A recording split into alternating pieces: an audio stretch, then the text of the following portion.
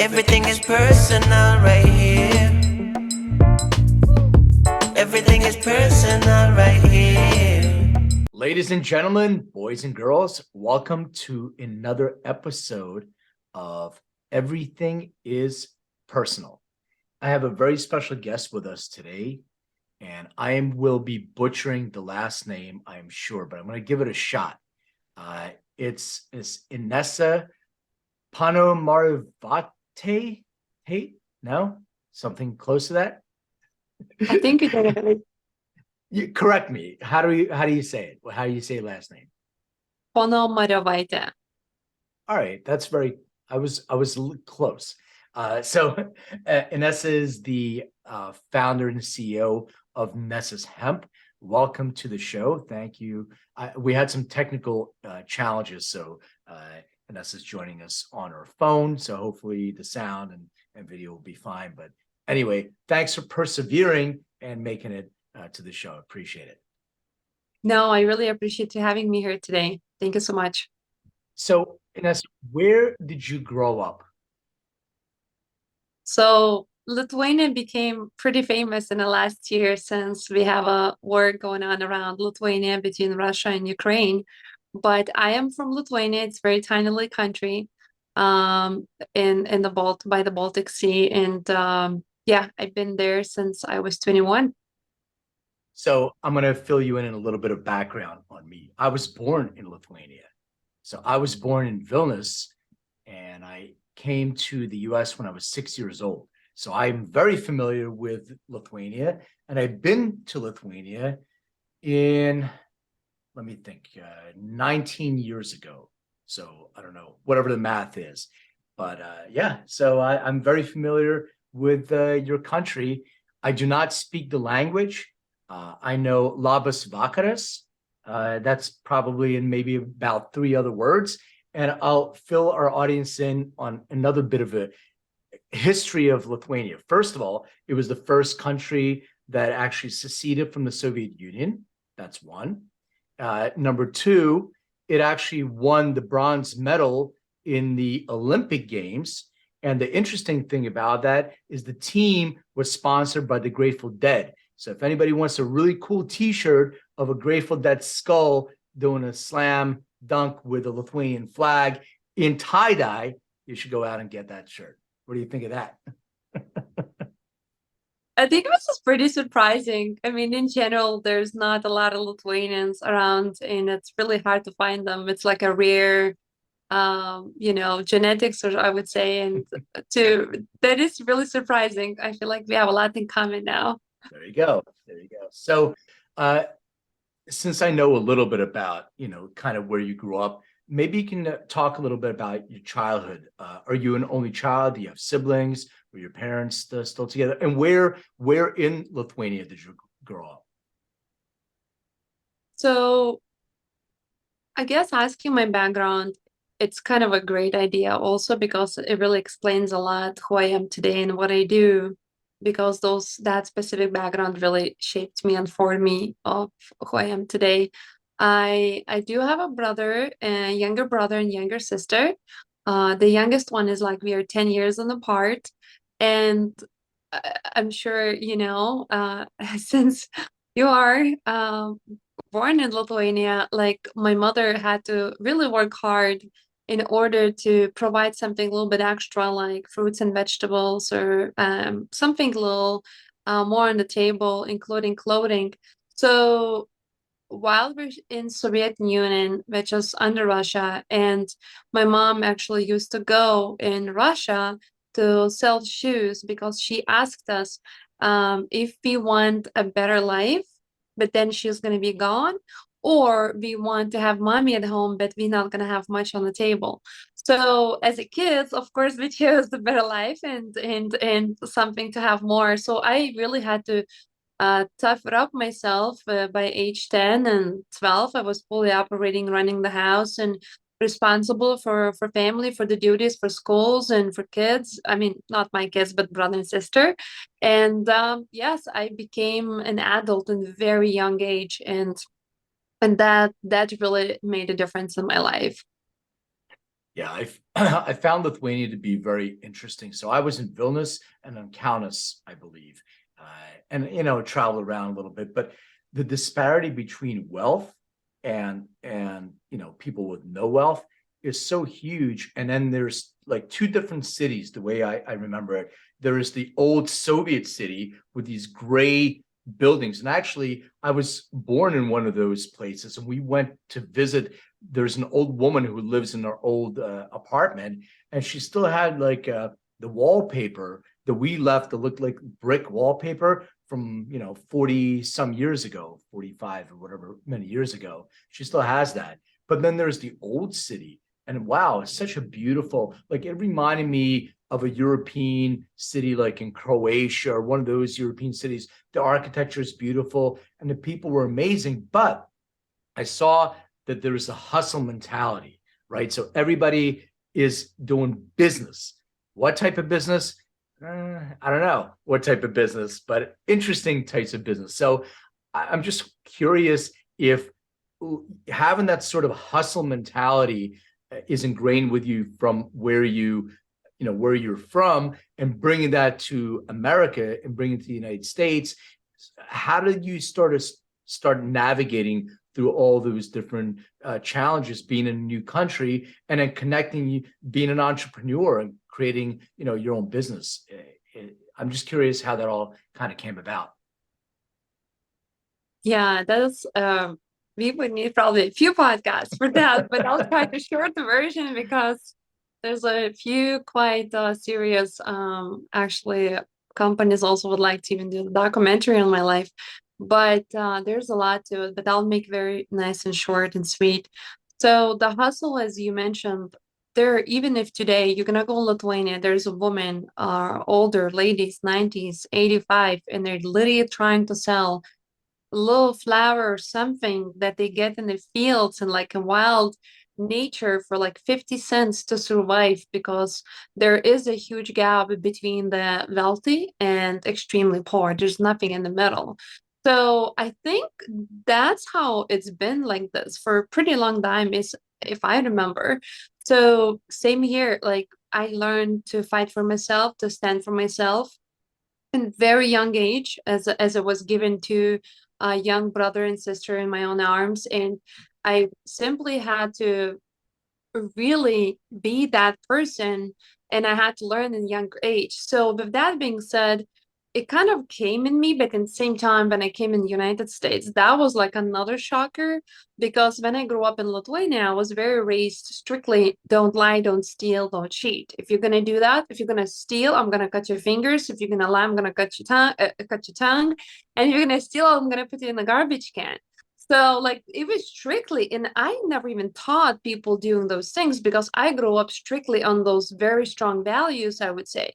And when I came in the United States, the biggest disappointment was like with this pure open heart that you really want to just stay who you are. And, you're getting exposed to people that would like to take advantage of you, and you just really think everyone is like yourself: don't lie, don't steal, don't cheat.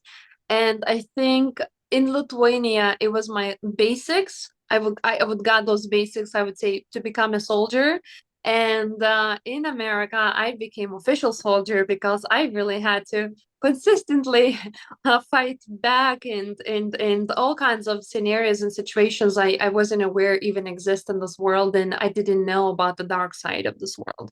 So I definitely became a very strong person because of Lithuanian and experiences here in the United States. What brought you to the United States in the first place?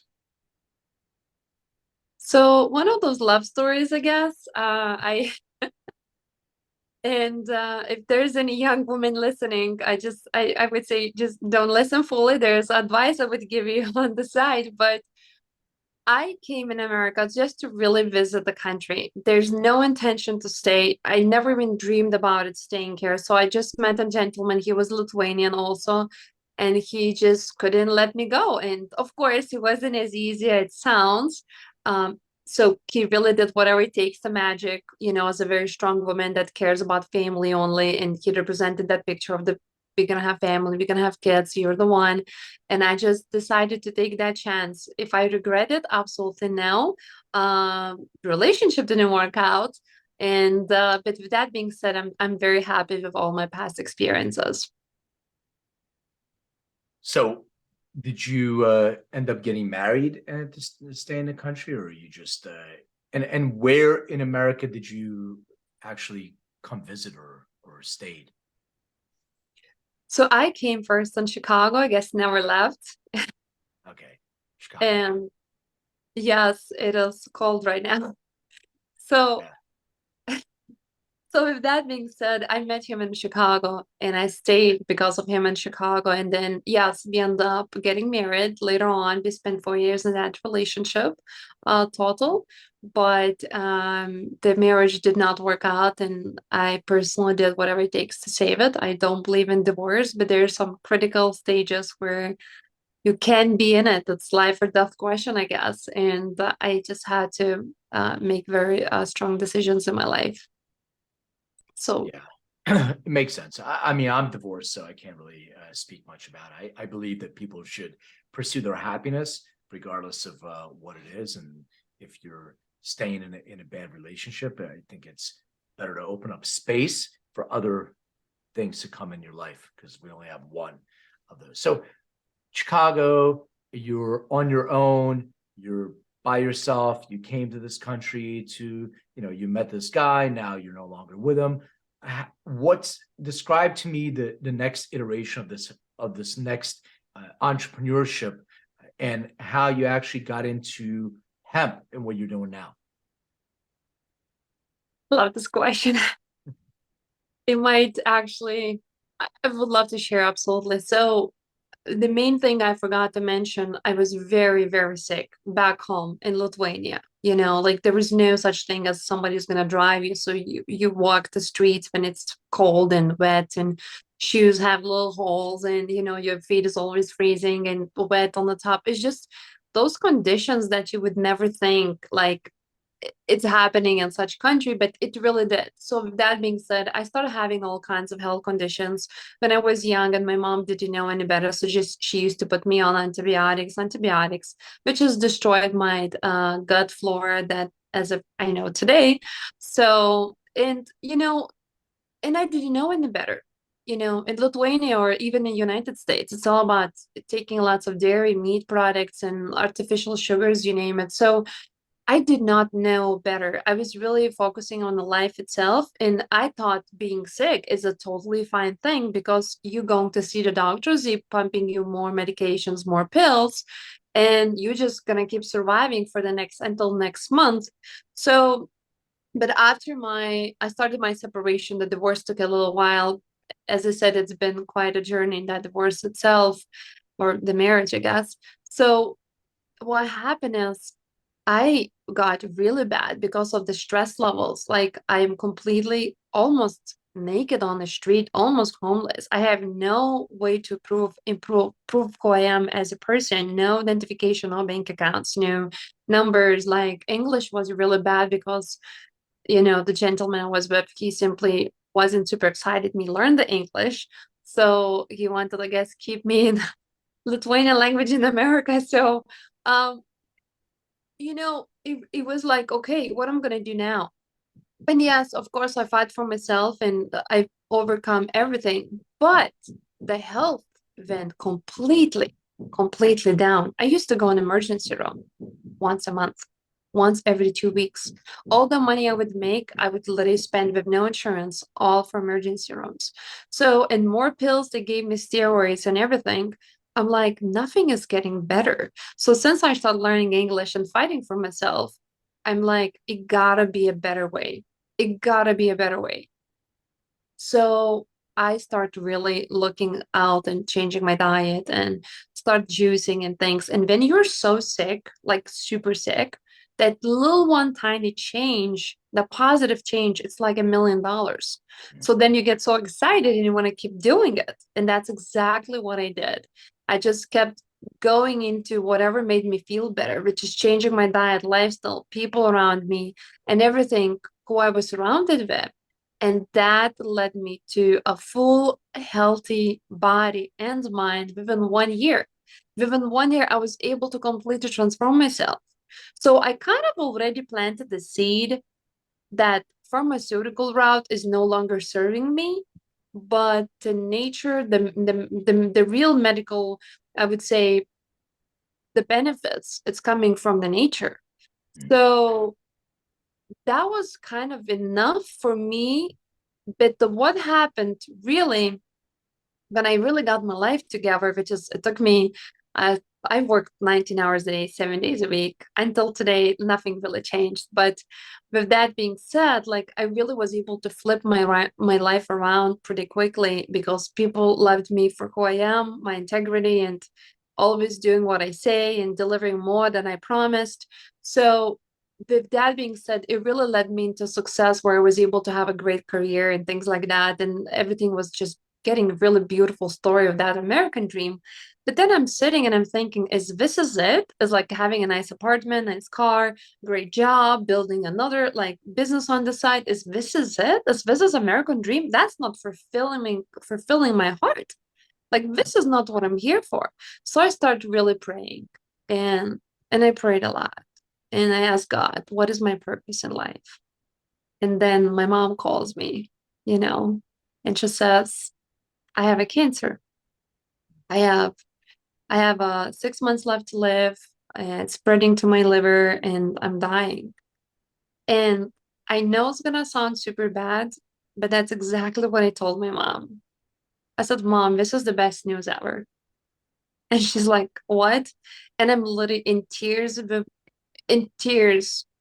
in my eyes. I'm like, Mom, this is literally God just answered my prayers.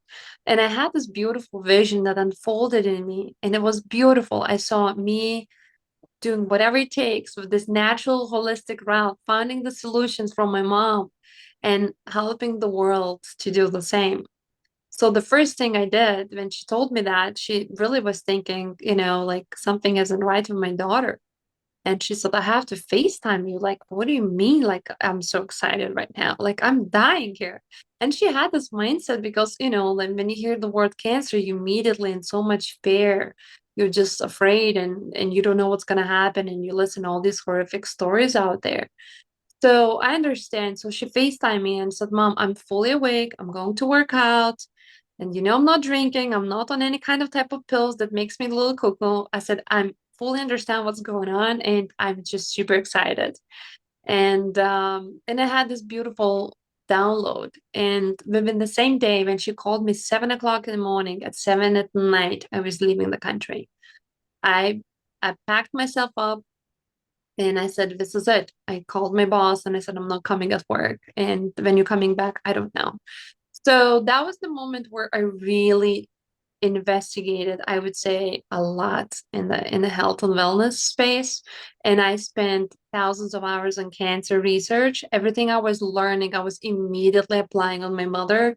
Some resources we did not have in Lithuania, so I had to ship from Germany, United States. And of course, cannabis was one of those things we used to help my mother. And but the trigger point, yes, there's more to the story, but cannabis was one of those things we actually used for my mom. So first of all, what were you actually diagnosed with? Because you're ending up in an emergency room, you're having health issues. Did anybody diagnose you with anything? Um, they just simply said I have some lung issues or like pneumonia, but I know there was no pneumonia because they kept putting me on steroids, and that time was no COVID, right? So everybody's like wearing the mask as of right now, but I literally would have to wear the mask because people would think I have some tuberculosis or something. I was coughing like crazy. I couldn't even laugh. If I laugh, I would start coughing. So something wasn't right with my lungs. And until today, each doctor gave me different diagnosis. So it wasn't one specific diagnosis, it was multiple diagnoses. And then I had a kidney situation. I used to be on UTIs consistently because of I used to my feet situation back home in Lithuania. I used to always get my feet cold. Yeah. So my kidneys, I used to be on UTIs and UTIs like nonstop, and it was just bad. So I would say lungs and my kidneys were and bladder is the main reasons I could not leave the hospital. Got it. So when you went back to Lithuania to help your mom, you said cannabis was one of those things. What's the law and what's the general feeling about cannabis and hemp in Lithuania, or was at that time and what it is now? Curious. That time I was like, I'm doing something super illegal. And I was like, phone call you make that person that grows that cannabis somewhere. And you have to really know through someone. It's not like he's marketing himself somewhere. And he's even afraid to talk on the phone. So he has to meet you by the store, by that corner to talk to you. Just really have a conversation. So thank God the country is so small. So it's very easy to drive up and see someone pretty quickly. It was pretty intensively scary because you can't talk about it, you can't purchase people that do you want to buy from them. You even afraid to question the quality, because if you question the quality, they're asking you why you question it right now. Like, are you trying to set me up with something? No, I just want to know exactly the details because I'll be giving this to my mom. So it was really, really mission impossible, I would say. It wasn't easy. It wasn't easy. So the method of consumption was dry flower, like you're smoking it, or was it hash, or was it an oil? What was the method? I'm just curious. We definitely use both methods. And as I said, the first person that I met, and he wasn't willing to talk to me. So he was really doing himself at home and preparing. There was nothing in the fancy bottles or anything like that. So he was just doing it at home. And the second person, he was following the Rick Simpson protocols also. So I was using like oil extraction and the Rick Simpson. So we bent on the double effect. Got it. And how did it work for your mom? So I just know as a result, my mom never done chemotherapy or radiation. And she just left actually United States like a couple weeks ago. She was here for 3 months and it's been 6 years now. She's been cancer free. Um, can I make a claim that only cannabis helped her? I probably can't make such claim, but I know that cannabis was part of her regimen and we are strict following that regimen. So, what exactly contributed that time, especially when I was really learning about cancer? I wasn't, like bread and butter today, so it wasn't it wasn't easy for me to really understand what contribute what. So, but if it helped, absolutely yes, because as I said, end of the day, she's been cancer free for over 6 years now. Yeah, it's amazing and slightly unfortunate that cannabis is looked at as an exit drug, not an entry level drug. So in my previous life in the clinical space, we've had people come in with 6 months to live with cancer and they survive for 6 years as well. And it wasn't just cannabis. There's lifestyle changes like modifying your diet, removing processed foods, sugars, all those things that I'm sure you did as well. But the issue is, why not look at that as an entry level? Like early on, an intervention should include phytocannabinoids as well. And instead of radiation, chemo, and I'm not saying instead of, maybe in conjunction with, but it was always looked at as the last resort drug. Okay, nothing else is working. We're trying everything else. We throw our hands up in the air, do whatever you want. And that's when you create the intervention. And instead of, I'm so happy to hear, that story. Your mom is still alive and doing well, but that's not the first time. Many, many, many people with those months to live that gave up everything else have survived and thrived with combinations of different, cannabinoid interventions. So I can definitely concur, understand, and give you, a ton of validity to what you're saying, because I've personally worked with many people that went through, the same kind of challenges. But so now understanding the motivation behind that, you go from a personal experience with cannabis, you see that it's has definitely healing powers and just part of our bodies anyway. And then how do you start transitioning that knowledge, that information, that experience into your own business? Definitely wasn't by choice. I literally was asking God, please do not make me to do this. I don't want to start this company. I don't want to do this project. I don't want to do nothing about this. But eventually I had to. So what happened is, after I was able to help my mom, I just became so excited because that vision that when she called me first time, it became kind of real. And I just didn't realize it's really happening. So after work hours, I used to just go and help people and, just share my knowledge. And I never charged a penny for anybody. I simply went out there and just helping people. And guess what? All these people started improving. And I just with open heart sharing the knowledge, and these people keep improving. More improvements. I'm more excited I'm getting it. So within 6 months, I really became to the point where people really want to talk to me. And I'm like, there's no way in the world I can run my 14 hours a day and then another 14 hours of helping, because I used to come back home like 2 o'clock in the morning drained and I need to get up at 5, 6. So, and then there was someone who actually really encouraged me, is like, Inesa, you really should actually start like a consulting company. Like, don't promise people and you're not going to cure or treat anybody.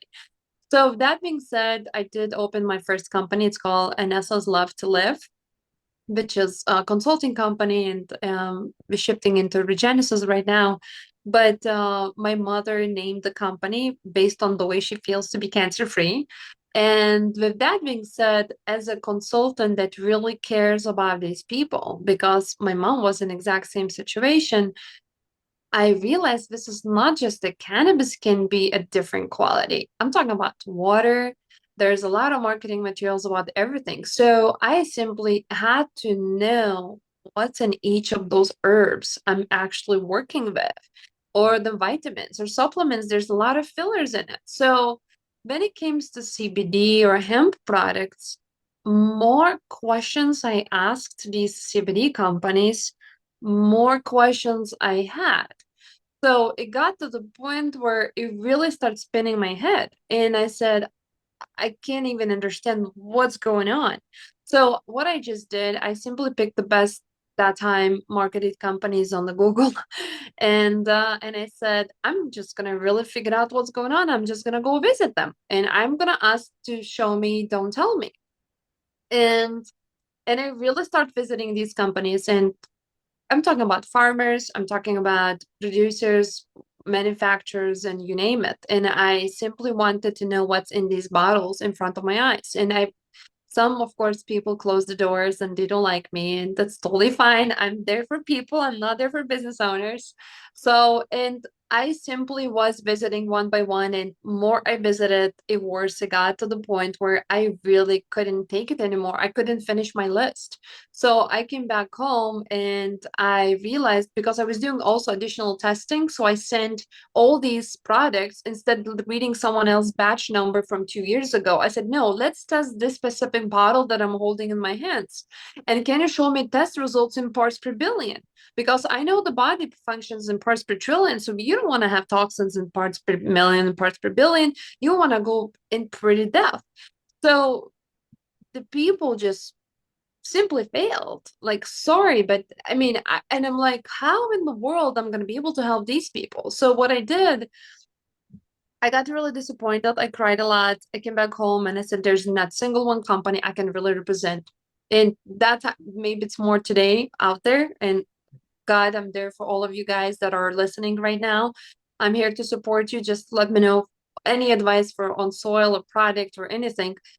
But a lot of companies are there for money instead, profits instead, people. And that's where I had a hard time. And I simply contacted number one, as you know, professor in Israel. And I said, Dr. Rafael, I said, I have a challenge to pick a good company to work with that I can represent with my open heart. And he said, what are you looking, young little girl? And I told him, I said, I'm looking for the product that actually contains every single molecular structure, whatever the structure is, in that hemp plant, in exact same way, with exact same frequency, because there's a certain frequency in this plant that is really, really not typical, and in the finished bottle. And he literally wished me good luck. And he said, if you ever came across product like that, keep me posted. And I'm like, really? And I really got hurt. Not that he really hurt me, but again, I felt like I'm left alone. And then I contacted Dr. Ali from Harvard University, and he was part of Charlotte's Web that before that time, but also, so he didn't want to even talk to me. He's, you know, and so I had to chase him in one of his speaking engagements, and I said, I really need your advice. I'm looking for that specific product. I can't find. I'm coming across America. There's a lot of bad things happening in this industry. And he said, I know exactly what you're talking about, and I'm fully aware of what's happening in the industry. He said, that's one of the reasons I don't want to associate myself with the industry anymore, because the things are happening. It's pretty scary, but the plant itself is so beautiful and it's so powerful. So I realized I'm by myself. And I realized I'm by myself. And I realized I have to really figure out this whole thing by myself.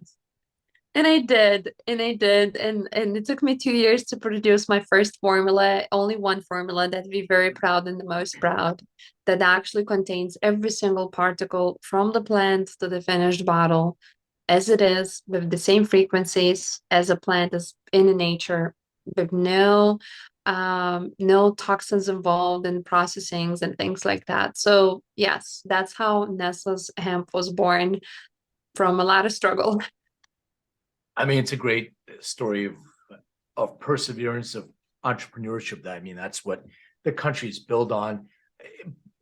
I mean, you brought up a good point about, you know, CBD, cannabidiol in general, and a lot of the companies. There are no testing requirements for cannabidiol. You can buy it. You can buy CBD underwear, CBD pillows. Nobody checks there's a really CBD in it, which I always wondered, what is CBD underwear going to do? But it's they make it. What makes your product? You kind of alluded to it, but maybe a little more understanding. What makes your product so unique? Number one, you said the method of extraction. So you're taking the entire plant, you're extracting the entire plant, and you are creating an oil from that plant. I'm assuming you're not decarboxylating, you're creating the plant raw as it is, and you have the acid molecule. And for our audience, I may have talked about this before, and Nesa, maybe you can describe it better than me, but I'm gonna let people know and understand, when the plant grows itself, the hemp plant grows itself, and you cut it down and you dry it and you cure it, the active ingredient of cannabidiol has an acid molecule attached to it. The acid molecule is there until you heat the plant, and it drops the acid molecule, and then you have receptor binding. But the plant itself doesn't have that. So is that one of the things that makes your product unique?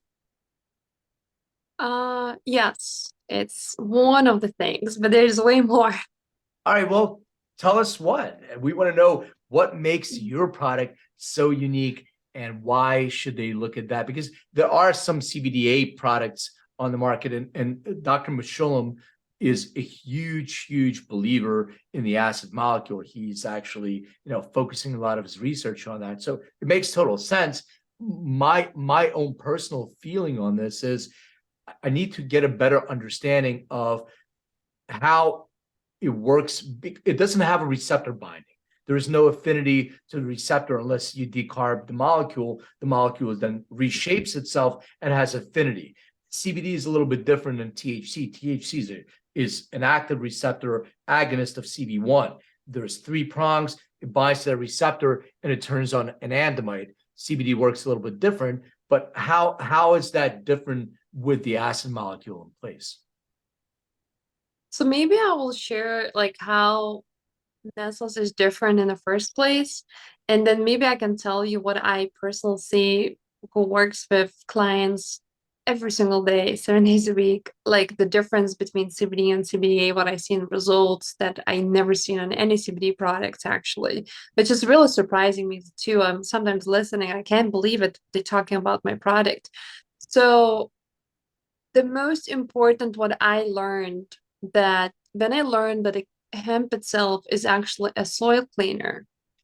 So if you want to grow that hemp for medicinal purposes, you have to be extra careful because this hemp plant is already as a sponge, like literally like a little magnet, I would say. Yeah, Attracts by the way, to interrupt you for 1 second, I apologize, but because you said this, people should know that when Chernobyl happened, they planted hemp to be able to extract that material from the soil. So you're absolutely correct. And that was like a beautiful and scary part at the same time. And I learned that because I'm like, oh, wait a minute, we have all these toxins floating everywhere. And if we're growing this plant for medicinal purposes, we have to really be careful the way we grow it. And that's the reason why I didn't see the whole industry growing carefully. And that's what made me a little bit upset, actually, a lot upset. So I decided to do completely different. So I knew that to have that biological soil that actually is completely nurtured by trillions of microbes that actually have more microbes in 1 teaspoon than entire world of people. So I knew that soil can actually make the difference because the plant itself expresses themselves differently.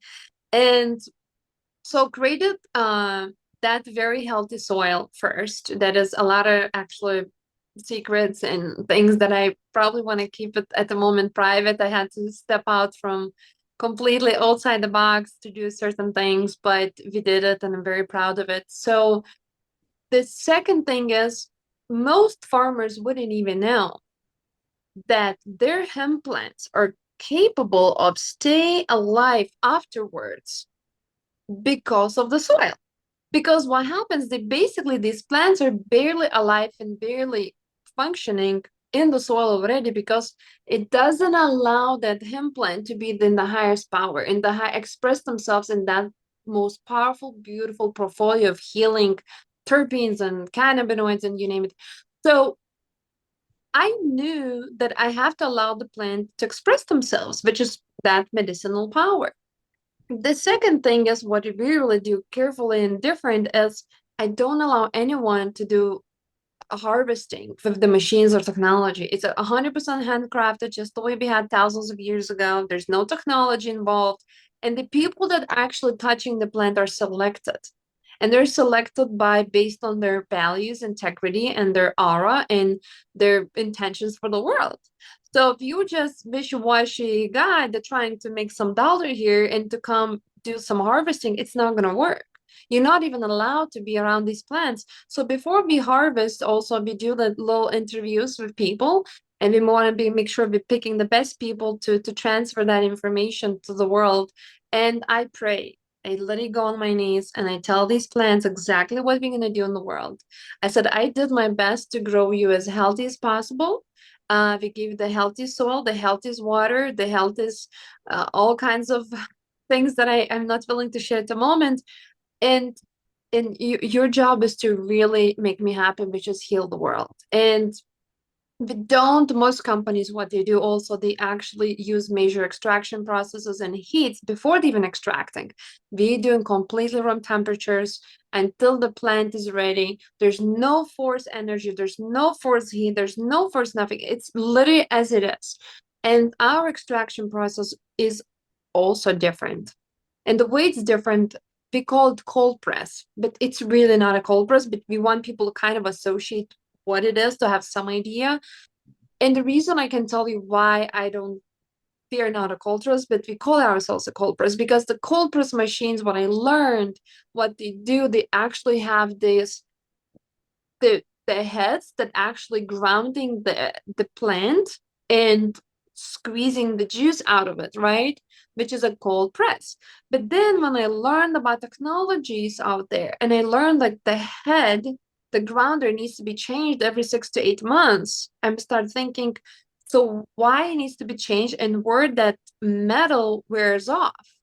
And I realized goes in the bottle, in the product, and that's not a good idea either. So we had to come up with a ways to extract this plant in a very safe way. So when we harvest, our plants are completely staying alive. They literally, like, you can hold in the hands and they're moving, talking to you, even they're done with the harvesting. And the second thing is that extraction process is very gentle. It takes about 6 weeks to really get one batch going. And after we're done with that part, we have a beautiful, very safe glass bottles that we carry that heartbeat of the hemp plant in the bottle. So product is not activated. The first time product gets activated is when the person actually puts under the tank. Yeah. So That's the I was going to ask you, it's sublingual delivery, correct? It's all yes. tinctures. Got it. So from the research that I've done in CBDA and acid molecule, one of the things that makes it unique is, first of all, it boosts serotonin. So as you get a squirt of serotonin, you actually start feeling better, and you don't have the same exact affinity for serotonin without the acid molecule, because you have receptor binding or receptor affinity for CB2. So now that you're feeling better, and I'm a big believer, you want to, your body always wants to heal. So it's part mental. And if you're getting some serotonin, it's already making you feel better. So now you want to continue feeling better. The other thing, which I think is the functional part of it, it's shown as a COX-2 inhibitor. And when you have a COX-2 inhibition, it actually helps reduce inflammation. And a lot of the expression of our diseases are inflammatory based. So as you're reducing the inflammation, and CBD does that too, to a certain extent, because it also can inhibit COX-2, but together with the serotonin, with feeling better, up, mentally, and then reducing the inflammation, I think that you're onto something, because I definitely think that is the right. And besides all your proprietary stuff that you're doing to yours, but just as a matter of maintaining the integrity of the plant, that's one of the main reasons why you would want to maintain the integrity of the plant I think from a integrity. scientific standpoint. No, absolutely. And I personally see results as people say CBD doesn't help me, or I don't know, cause me anxiety. It's like, no, if the product is really clean, tested in parts per billion from all the toxins, microtoxins, and everything, metals, like, you should never have a side effect from something what's part of you. It just doesn't make sense. So I totally agree, but we need to make sure that industries finally start some regulations, because the only one thing I do daily is I don't even read the research anymore. I'm just fighting it like for regulations to kick in. Like, the only one thing I do is just please get regulations going. Please get regulations going, because the stuff I see, it's horrific. Yeah. It's horrific. No, it's I'm glad, and you're absolutely right. The only way that we're going to get out of the dark ages as an industry is to have federal regulations in place, standards on testing, and oversight. I'm not a big government, structured government regulation, but there's no other way to be able to get everybody on an equal playing field as far as holding people accountable to quality of testing. And you said microbials, heavy metals, pesticides, all these different things. You test from state to state, from lab to lab. There's no standards whatsoever. And so people can buy your products where? Very simple and easy. You just go online and you just put Nesa's, Nesas, Hemp, Nesas, Hemp.com, and yeah, it's easy to find us online. Are you still doing consulting as well? Yes, in fact, we're launching mind transformational programs in very large scale this year. So super excited, because we're going to be able to show the world how we can actually reverse biological age and show your DNA before and after 6 months with Inesa's transformational program. So super excited because I finally was able to wrap my head around and figured out how to make a one universal protocol that can really capture a lot of elements in the body. Got it. All right. So I have some questions I ask all my guests. They're not necessarily specific to science, just some fun stuff. But I don't know if you're a consumer of cannabis or not, but if you are or have been, please describe what your first experience with cannabis was like. It's actually been even written in a story somewhere in the article somewhere.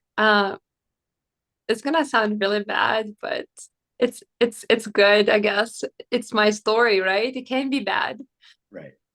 Um, I actually, when I was doing investigation on all these farms and picking the soil and sending to universities and labs and really checking everything like a police officer, I met these, I thought, very nice and sweet guys, and I was said, listen, I was talking about manufacturers also, and they gave me like you would say at least they told me it's a CBD capsules, and they said just try those out, and and I was in Oregon that time, and with that being said, I just took these little capsules and I just never, touched them since then. I came back at the hotel and finally, I was with my little sister because she was documenting the process. I was very busy to really talking to people, picking the samples and everything.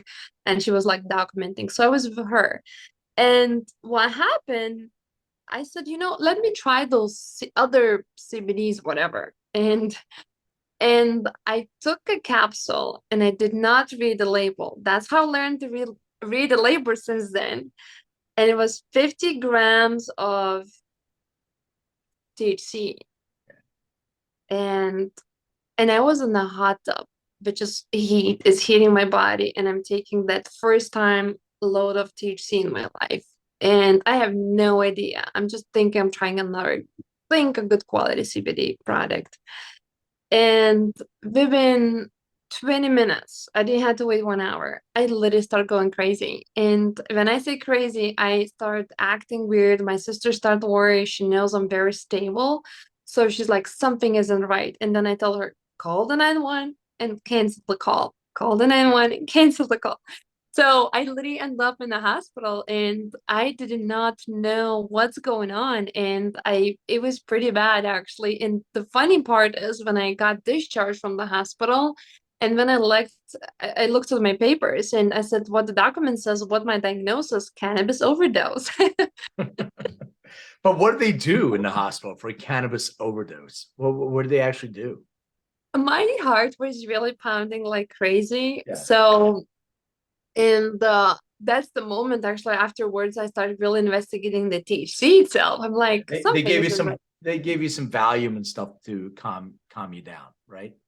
They did. They did. They did. They really definitely helped me and anti-anxiety because I was going major anxiety. Someone is trying to kill me and something isn't right. This is like probably these guys didn't like me. I'm investigating their farm and they put some poison in me. Wait, you're the best promoter for our services. We have a DNA test called endoDNA that gives you genetic predispositions to mitigate the adverse effects of certain cannabinoids. So you can see what type of metabolite you are. If you have some of those predispositions to adverse effects from THC, that's exactly it. So take the test before you dive into cannabis. It makes total sense.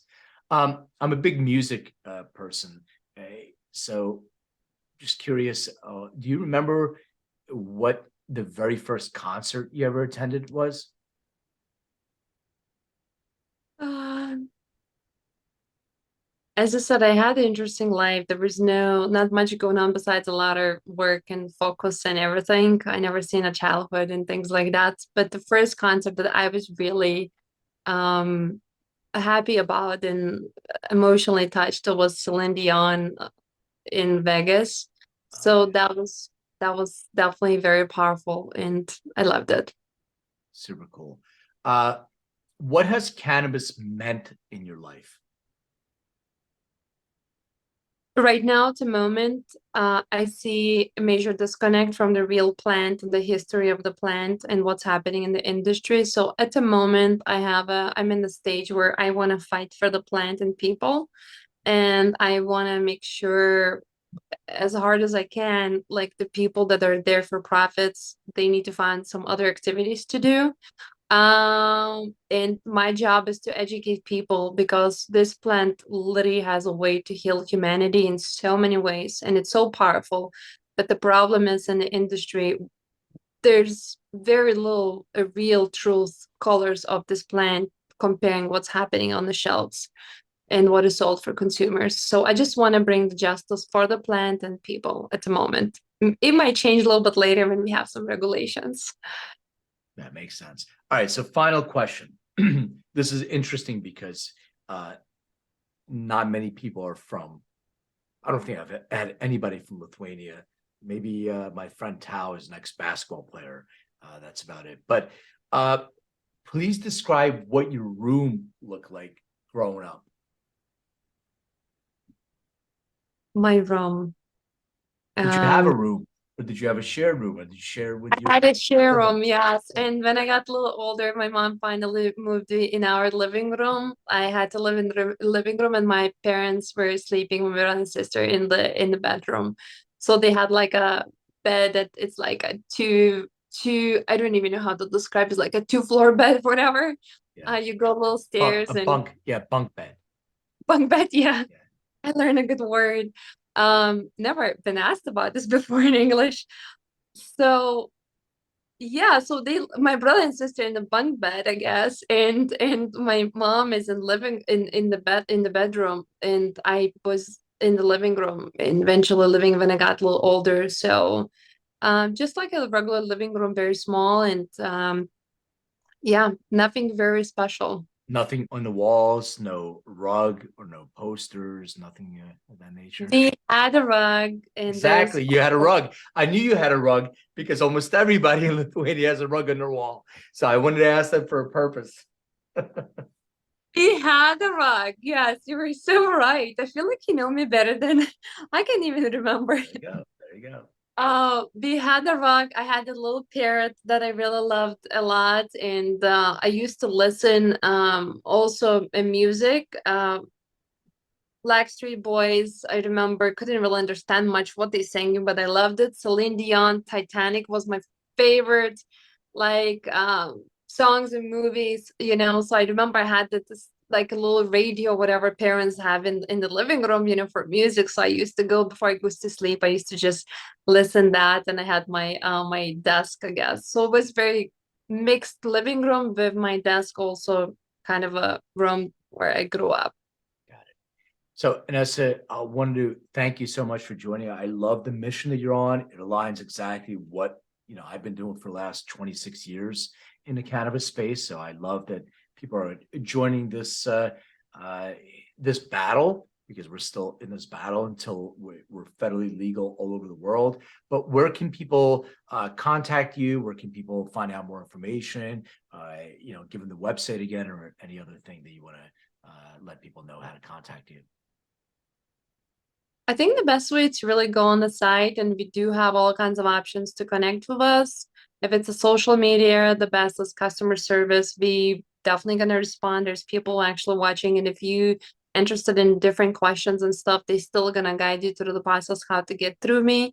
And yeah, just Nesas, Nesas Hemp, nesashemp.com. It's the best way because, as I said, the entire team is there to support you in any way we can.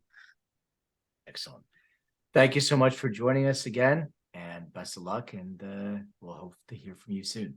Thanks a lot. Thank you.